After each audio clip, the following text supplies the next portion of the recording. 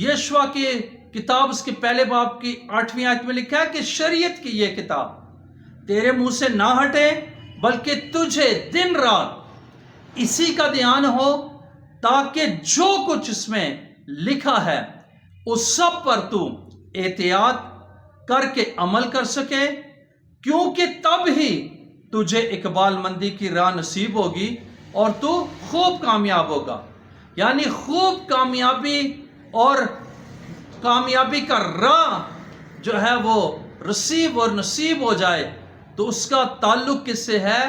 जब हम खुदा के कलाम पर, खुदा के ऊपर हमारा ध्यान लगा रहता है। जब हमारा ध्यान खुदा के कलाम और उसकी बातों पर, उसके हुक्मों के ऊपर है, तो फिर मेरे सीसो क्या है, ये पक्की बात है।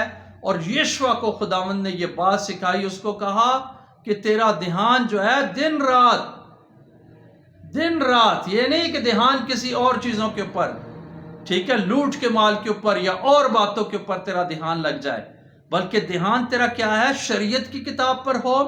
और फिर तुझे जो है इकबाल मंदी की राह नसीब होगी और तू खूब कामयाब होगा।